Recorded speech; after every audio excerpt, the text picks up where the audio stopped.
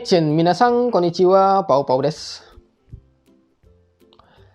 Ketika teman-teman itu bekerja di Jepang, kan ada jenis visa yang bermacam-macam tuh. Ada magang, ada Tokutegi no Ichigo, ada Tokutegi no Nigo, ada Gijinkoku, seperti itu ya. Kalau Ryugaku kan nggak masuk visa kerja, visanya belajar ya. Dan visa-visa kerja lainnya seperti itu ya. Seperti, ya itulah gue lupa. Ya pokoknya banyak seperti itu ya. Nah, tentunya setiap visa tersebut punya tingkatan gaji seperti itu ya. Kalau umumnya nih, kita lihat secara awam saja seperti itu. Biasanya kan kalau anak magang gajinya biasanya lebih ini kan, sedikit lebih rendah daripada Tokutegi no. Karena kan kalau Tokutegi no biasanya karena mereka itu punya sertifikat skill, punya sertifikat bahasa, jadi gaji mereka naikkan. Apalagi kalau sekiranya teman-teman itu kan misalnya magang di perusahaan A, lalu nanti di perusahaan A itu setelah selesai magang lanjut ke Tokutegi no, otomatis kan gajinya naik seperti itu ya. Nah, pertanyaannya, apakah ketika teman-teman itu dari visa Tokutegi no Ichigo ke Tokutegi no Nigo gajinya juga dinaikkan? Nah, maka dari itu di sini gue ingin coba jelaskan kepada teman-teman karena ini pertanyaannya cukup sering gue dapatkan. Karena ada teman-teman yang berencana, nanti kalau lanjut ke Tokutegi no gajinya naik nggak bang? Seperti itu. Karena kan kita udah ujian nih, ujian Tokutegi no itu nggak gampang loh, sulit seperti itu. Walaupun akhir-akhir ini standar kelulusan untuk visa Tokutegi no Nigo ujiannya itu udah rata-rata di atas 50% ya. Artinya di sini banyak yang jozu seperti itu. Udah banyak yang pintar bahasa Jepangnya sehingga bisa lulus ujian seperti itu. Atau mungkin ujiannya yang dimudahkan, kita nggak tahu ya. Nah, tetapi kan kita udah berjuang nih, susah payah nih, biaya ujian Tokutegi no itu start from-nya dari 1.500.000 atau 15 asal semang 5.000 kan.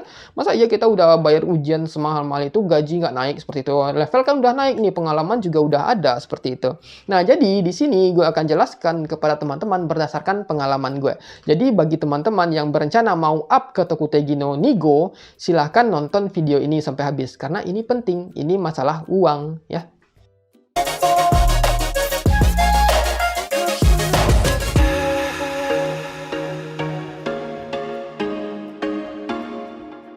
Nah, jadi bagi teman-teman yang pernah mengikuti video gue sebelumnya tentang proses bagaimana gue mengubah visa Tokutegi no Ichigo ke Tokutegi no Nigo secara mandiri tanpa TSK ya, itu gue menjelaskan bagaimana prosedurnya, bagaimana alurnya seperti itu. Dan gue di situ memang tidak minta tolong ke TSK karena waktu itu gue minta tolong ke TSK gue yang dulu, mereka responnya lama banget seperti itu. Ya udah, gue nggak bisa nunggu karena ada istri yang mau melahirkan waktu itu dan anak yang harus visanya mau diurus seperti itu ya. Karena kan kita butuh jaminan, kepastian kan.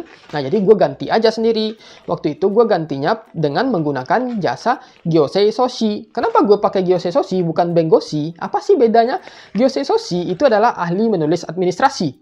Bengoshi adalah pengacara. Dua-duanya ini ada yang pengacara ini juga khusus ya, ada pengacaranya pengacara khusus visa seperti itu. Bengoshi pun Bengoshi khusus, Gyosei Soshi pun Gyosei Soshi khusus visa. Karena walaupun ada Bengoshi, ada Gyosei Soshi, ada yang tidak, mereka itu bukan ahli dalam pervisaan seperti itu ya. Biasanya Gyosei Soshi jauh lebih murah daripada Bengoshi dan itu fakta. Waktu gue menghubungi Gyosei Soshi, biaya yang diminta itu 10 mang atau 10 juta untuk ganti visa dari Tokutegi no Ichigo ke Nigo. Waktu di Bengoshi dia minta 32 juta teman-teman ya. Jadi mahal sekali. Walaupun kekuatannya mungkin lebih besar Bengoshi ya atau pengacara.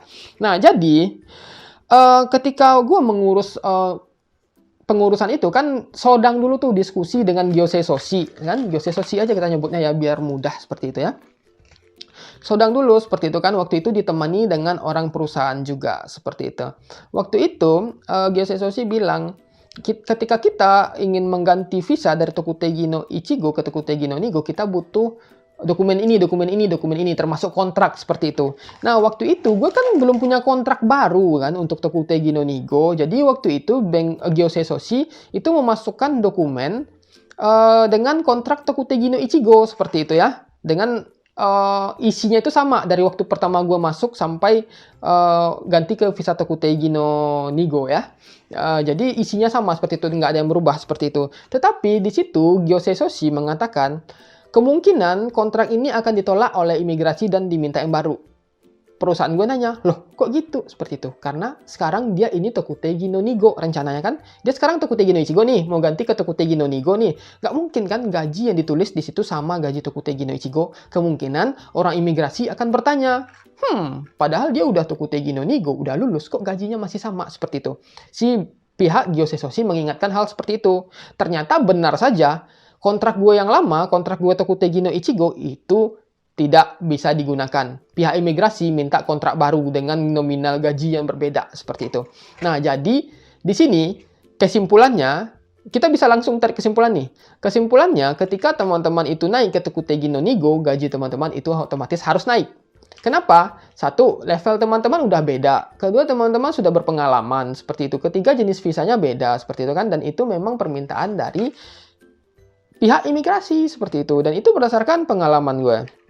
Nah, tetapi berapa sih nominal yang harus dinaikkan oleh perusahaan untuk menaikkan gaji Tokutegi no Nigo? Nah, ini balik lagi ke negosiasi teman-teman antara perusahaan. Jadi gue dulu gini, gue itu waktu pindah dari Tokutegi no Ichigo ke Tokutegi no Nigo, sebenarnya gue nggak dinaikkan gaji gue ya teman-teman ya, waktu itu ya. Kenapa?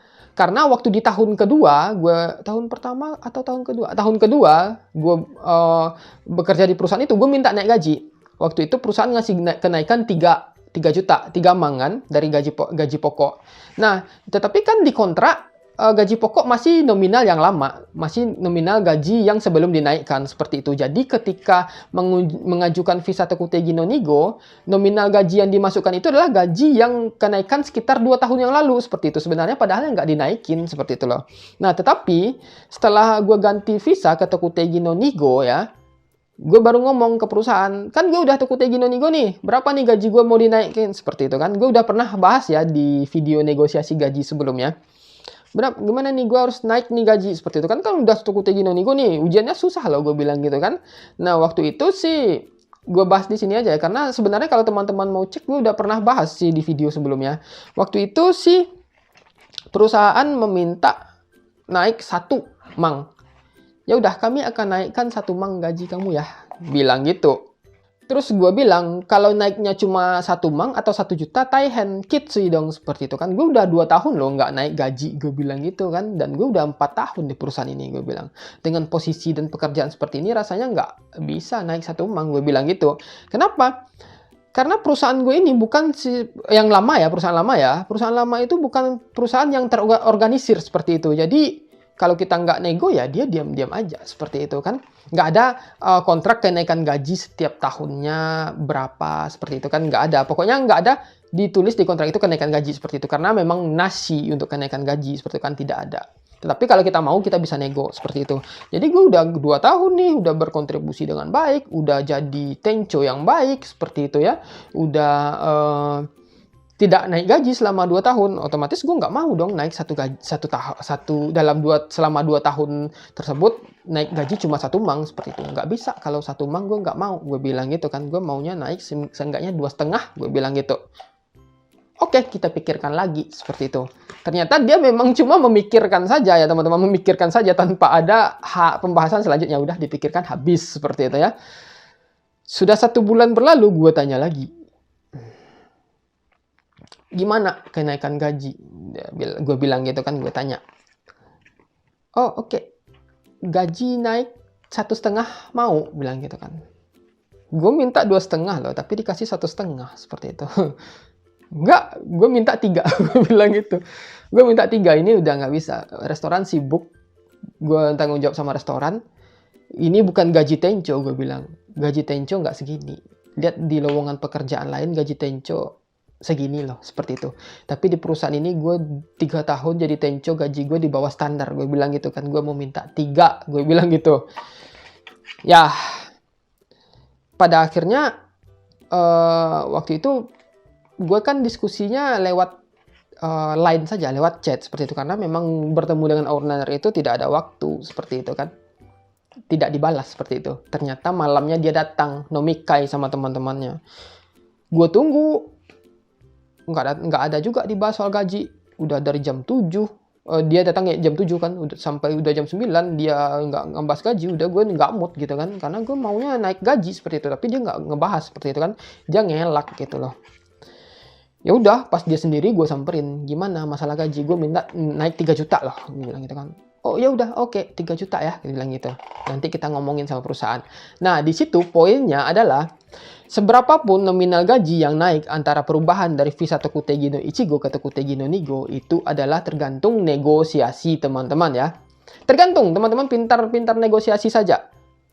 Bilang kebutuhan teman-teman, ini loh saya kurang ini loh, saya butuh ini loh, ini tanggungan saya loh, seperti itu loh. Bilang seperti itu ya.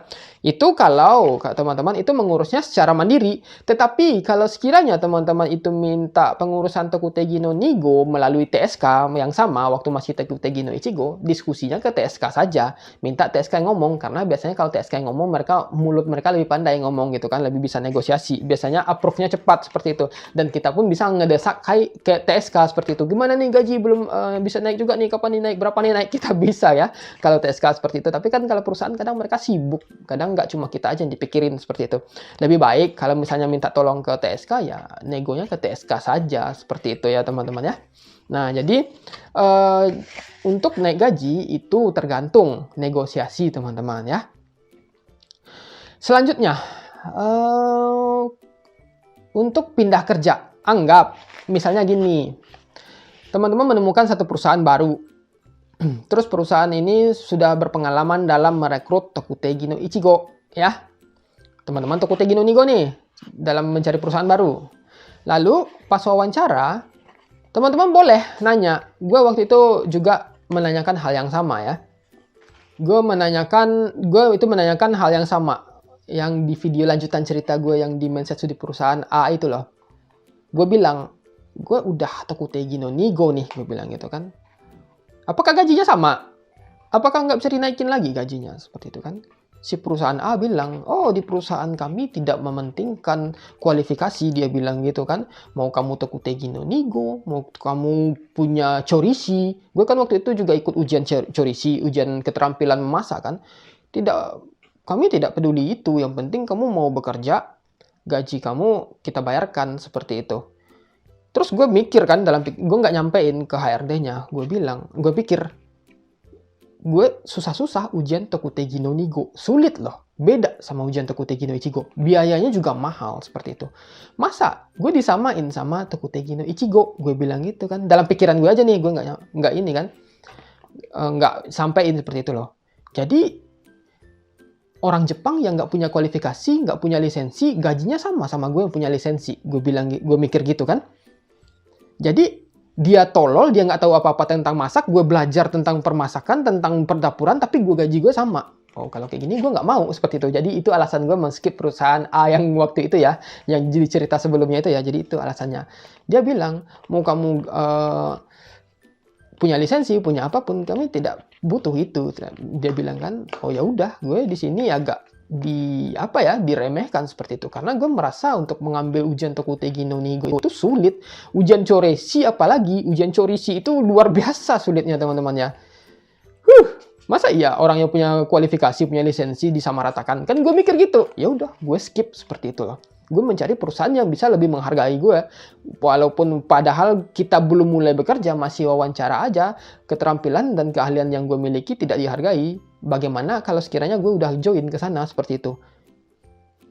Kan bisa jadi lebih tidak dihargai lagi seperti itu. Jadi itu pertimbangan gue waktu itu. Gue skip perusahaan yang nggak menghargai, yang udah gajinya nggak begitu banyak, gajinya standar di bawah gaji pokok gue yang perusahaan sebelumnya gitu loh. Maksudnya perusahaan gue yang sebelumnya gaji pokoknya nggak segini loh. Ini jauh lebih rendah seperti itu ya. Dan dia membangga-banggakan mereka punya pendapatan 20 sekian seperti itu. Padahal 20-an itu dengan dorongan atau dengan dukungan Zanggyo lembur seperti itu. Ya udah, gue skip seperti itu ya.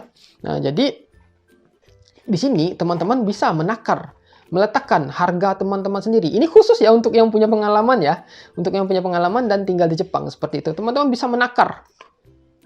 Saya udah berpengalaman 4 tahun di Jepang misalnya seperti itu. Atau 5 tahun di Jepang. Atau kalau yang magang sudah 7 tahun di Jepang. Gue kan kalau pengalaman di restoran mungkin ya total sudah 7 tahun kalau misalnya digabung dengan magang seperti itu kan pindah ini di tahun ke-8 nih, pindah perusahaan.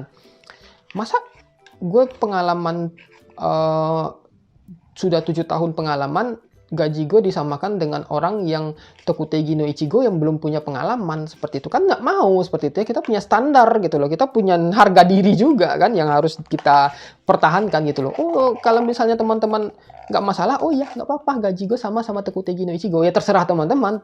Tapi kan di sini kita ada nilai. Masa nilai kita, orang yang punya pengetahuan segini sama orang pengetahuan segini nggak mungkin disamakan seperti itu kan ya teman-teman ya. Itu sih yang gue maksudkan seperti itu loh. Apalagi orang Jepang yang mereka bahkan nggak ngambil ujian apapun, mereka nggak punya pengalaman apapun, nggak punya skill apapun tentang perdapuran, permasakan. Kita punya skill, kita punya pengetahuan, kita punya pengalaman seperti itu. Dibandingkan sama ini disamakan seperti itu kan nggak enak, nggak mau seperti itu. Kalau disamakannya kayak gini nggak apa-apa, tapi kita disamakannya diturunin seperti itu kan nggak mau ya teman-teman ya. Jadi itu tergantung negosiasi teman-teman. Nah, jadi ini diharapkan bagi teman-teman yang sudah lama tinggal di Jepang ya, pintar-pintar negosiasi gitu, masalah gaji seperti itu ya. Kalau misalnya gajinya pokoknya besar, lebih kaci, lebih menang daripada perusahaan yang lama, nggak nego pun nggak masalah, gue rasa seperti itu ya. Tetapi kalau misalnya gajinya standar, kalau misalnya nggak bisa nego ya jangan, ya udah skip aja seperti itu. Gue juga pernah di perusahaan B nego gaji waktu itu ya. Gue nego waktu itu minta, kan tawarannya waktu itu di perusahaan B ya, di perusahaan B, perusahaan C ya, di perusahaan C. Ini ada ya sangkutnya sama video kita sebelumnya ya, di perusahaan C. Yang kenalan TSK gue itu. Yang di perusahaan C itu gaji pokoknya ya, dia kasih lembut juga. Gaji pokoknya waktu itu kalau nggak salah dikasih 20.500 atau 21.500, gue lupa. Sekitar segitulah. Gue nego kan. Untuk Kei Kengsha, orang berpengalaman sama punya license, apakah gaji masih bisa dinego? Nego ini bahasa Jepangnya kosho ya teman-teman ya. Apakah masih bisa nego? Gue tanya ke TSK waktu itu kan. Oh ya, kita tanya dulu ya, gue bilang gitu kan. Sama TSK-nya, dibilang gitu. Setelah 3 hari, 4 hari baru dapat respon dari perusahaan. Oh ya, standar gaji kami segitu, dia bilang gitu kan. Tetapi walaupun standar gaji kami segitu, itu sudah jauh lebih naik daripada standar sebelumnya, dia bilang gitu kan. Dan di sini kalau kamu bekerja di sini, kesempatan kamu untuk career up atau career up, naik level, naik jabatan itu tinggi, dibilangnya gitu kan. Nah, jadi kalau misalnya teman-teman dibilang seperti itu, misalnya nggak berhasil nih negosiasi, gaji sama semua gitu kan, pokok. Tapi kalau misalnya teman-teman dijanjikan, misalnya cepat naik pangkat, cepat naik tingkat seperti itu ya, itu mungkin bisa jadi pertimbangan. Karena kalau kita bekerja di restoran seperti itu ya, mezatsu kita kan tencho seperti itu ya, kita mau jadi manajer restoran seperti itu. Karena kan kalau manajer restoran otomatis tingkatannya beda, gajinya juga beda seperti itu ya. Terus juga levelnya berbeda, kita kan nggak diatur-atur lagi seperti itu, tapi kita yang ngatur seperti itu. Nah, jadi semuanya itu balik lagi ke negosiasi. Apakah gaji Tokutegi no Nigo itu harus naik? Jawabannya harus ya teman-teman ya. Tetapi apakah gaji Tokutegi no Nigo itu naiknya ditentukan? Itu tidak. Itu adalah tergantung negosiasi teman-teman seperti itu. Jadi gue sarankan kalau misalnya cari pekerjaan baru atau misalnya tidak cocok dengan perusahaan yang sekarang dengan hitung-hitungan gaji, silahkan carilah perusahaan baru. Kalau misalnya cari perusahaan baru, carilah perusahaan yang gajinya kompetitif seperti itu ya, yang mau menghargai teman-teman seperti itu. Kalau untuk masalah toksik atau tidak, kita kan nggak tahu sebelum masuk ke perusahaan yang baru seperti itu ya. Kalau misalnya dapat perusahaan toksik ya pertimbangkanlah apakah ketoksikan ini masih bisa ditoleransi atau ketoksikan ini harus ditinggalkan seperti itu. Itu juga harus jadi pertimbangan. Jadi di sini ya, kalau teman-teman itu dengan visa Tokutegi no Ichigo kah ataupun Nigo, semua keputusan itu tergantung pada diri teman-teman sendiri. Teman-teman boleh mutusin, gue nggak betah di sini, perusahaan toksik, gaji nggak dibayarkan, perhitungan gaji salah, pindah. Boleh seperti itu ya. Atau teman-teman ngerasa, oh gaji kecil, gue mau negosiasi, nego ke perusahaan atau nego ke TSK, tolong negoin ya gaji gue segini ya ke TSK, ke perusahaan ya, gue mintanya segini loh, seperti itu. Nego seperti itu ya. Teman-teman punya kekuatan. Teman-teman jangan berpikir itu adalah seorang pekerja buruh. Ya buruh sih buruh sebenarnya ya. Budak apa ya? Pokoknya kita itu juga punya power loh untuk membela diri kita, untuk menaikkan kualitas diri kita seperti itu. Jangan kita mengikuti apa keinginan perusahaan saja. Oh, kamu gaji segini ya, kamu lembur ya. Oh iya, iya, saya besok lembur. Kamu besok liburnya 1 kali seminggu aja ya. Oh iya, ya 1 minggu. Jangan ya teman-teman, jangan. Bilang, oh kalau 1 minggu kitsui, taehen. Kalau gue libur 1 minggu hancur nih badan, ntar gue sakit gimana, nggak bisa masuk loh. Bilang seperti itu ya teman-teman ya, nego seperti itu. Atau, oh saya mau libur hari Kamis karena hari Kamis saya itu harus ada ini. Misalnya seperti kan, gue kan kalau waktu nego sama perusahaan kan gue minta itu. Gue libur hari Kamis gitu, nggak bisa, pokoknya harus Kamis seperti itu ya. Kecuali mungkin dalam keadaan mendadak gue harus masuk hari Kamis, itu nggak apa-apa. Seperti itu. Contohnya kemarin ini video dibikin hari Jumat ya, ini hari Jumat. Kemarin Kamis harusnya gue libur tapi ada rapat seperti itu, jadi gue harus pergi kaigi, ya mau nggak mau kan. Ya itu bolehlah, kita juga harus negosiasi pada diri kita sendiri seperti itu. Nah jadi lebih kurang seperti itu ya informasi yang bisa gue sampaikan kepada teman-teman. Kalau sekiranya masih ada pertanyaan silahkan tulis di komen. Gue bakal jawab sebisa mungkin dan sampai ketemu di video berikutnya. Cut.